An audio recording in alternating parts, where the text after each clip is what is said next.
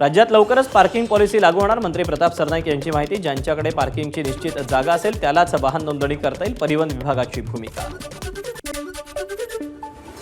VDD पुनर्विकास प्रकल्पाच्या कामाची आमदार आदित्य ठाकरेंकडून पाहणी. शासनाकडून अनेकदा खोटी आश्वासनं, मात्र लवकरात लवकर काम पूर्ण व्हावं यासाठी आमचं सहकार्य. आदित्य ठाकरेंची प्रतिक्रिया.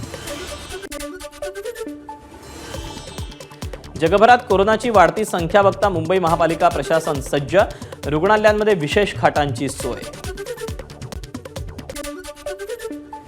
कोरोना टेस्ट पॉझिटिव्ह आलेल्या 2 रुग्णांचा केएम रुग्णालयात मृत्यू. मात्र रुग्णांच्या मृत्यूचं कारण कोरोना हे नसून इतर आजारांमुळे मृत्यू झाल्याचं रुग्णालयाचं स्पष्टीकरण.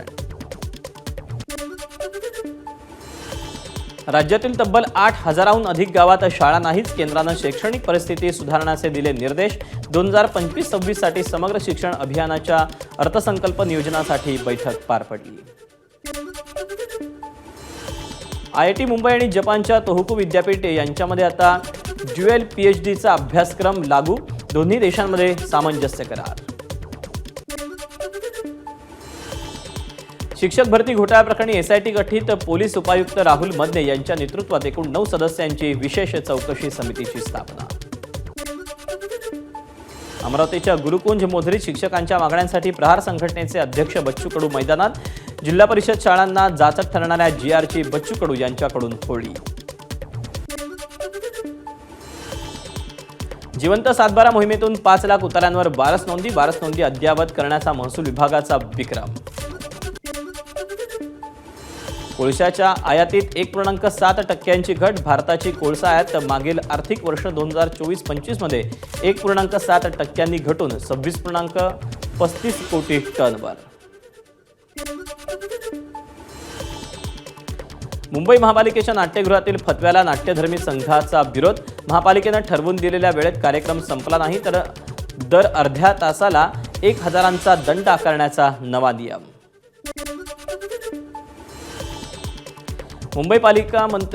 मुंबईचे पालकमंत्री आशिष शेलारांकडून मुंबईच्या रस्त्यांच्या कामाची पाहणी. जूनपर्यंत रस्ते 100% वाहतुकीला योग्य करण्याचे प्रयत्न. शेलारांची प्रतिक्रिया. मध्य रेल्वेकडून मेल एक्सप्रेसमध्ये हेड ऑन जनरेशन पद्धतीचा वापर. HEU प्रणालीमुळे मरेची 170 कोटींची बचत होणार. पुण्यात शॉर्टकट रेल्वे रूळ ओलांडणं प्रवाशांच्या जीवावर. 2 वर्षात 604 प्रवाशांचा रेल्वे रूळ ओलांडताना मृत्यू झाल्याची माहिती. बहुप्रतीक्षित वडाळा ते कासारवडवली मेट्रो 4 आणि कासारवडवली ते गायमुख मेट्रो 4 अमार्गिकेवर लवकरच गाड्यांच्या चाचणी फेऱ्या सुरू होणार.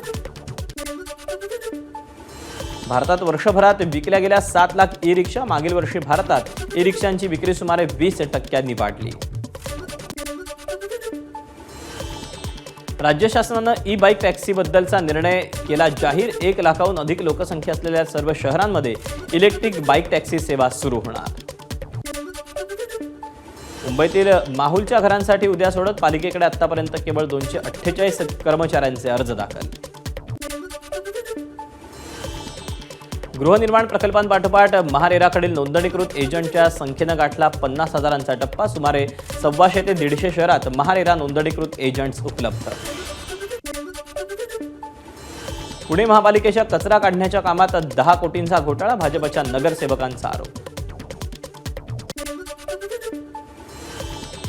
ठाण्याच्या काही भागात 21 मे रोजी पाणीपुरवठा बंद. सकाळी 9 ते रात्री 9 पर्यंत दुरुस्तीच्या कामासाठी पाणीपुरवठा बंद. मुंबई पुण्यातील अतिवृष्टीचा अंदाज आता 5 तास अधिक कळणार. 4 नव्या एक्स बँड रडारमुळे अंदाज देणं शक्य. पुण्यात पावसाची धुवाधार बॅटिंग. पुणे विमानतळासमोर मोठ्या प्रमाणात पाणी साचल्यानं नागरिकांचे हाल झाले होते. नाशिकमध्ये पावसाची हजेरी. अचानक आलेल्या पावसानं नागरिकांची तारांबळ. हिंगोली शहरात ढगफुटीसारखा पाऊस. शहरातील रस्त्यांवर पाणी साचल्यानं नागरिकांची तारांबळ. ठाण्याच्या सिद्धेश्वर तलावात 24 दिवसात तिसऱ्यांदा माशांचा मृत्यू. पालिकेकडून करण्यात आलेला प्रदूषण मुक्तीचा दावा ठरला फोल. पुणे शहरात बेकायदा वास्तव्य करणाऱ्या 3 बांगलादेशी नागरिकांना पुणे पोलिसांकडून अटक. 3घांना 4 दिवसांची पोलीस कोठडी. भारतीय हवाई दलाचा अधिकारी असल्याचा बनाव करून फसवणूक करणाऱ्याला अटक, आरोपीकडून मिलिटरी इंटेलिजन्स आणि पुणे पोलिसांची संयुक्त कारवाई. नाशिकमध्ये हत्येच्या गुन्ह्यातील आरोपीसोबत पार्टी करणाऱ्या पोलिसांवर कारवाईची शक्यता. सहाय्यक पोलीस आयुक्त शेखर देशमुख सादर करणार अहवाल. मुंबईच्या दहिसर पश्चिम गणपत पाटील नगर परिसरात 2 परिवारात अंतर्गत वादामुळे हाणामारी, चाकू आणि कोयता घेऊन शेख आणि गुप्ता कुटुंबानं एकमेकांवर हल्ला केला.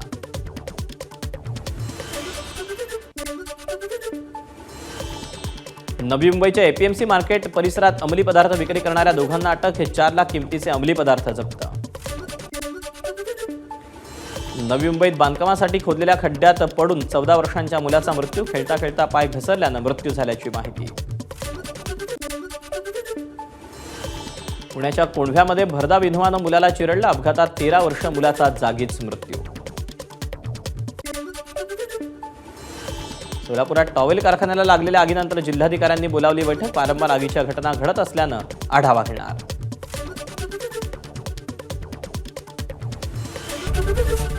एबीपी माझा, उघडा डोळे बघा नीट.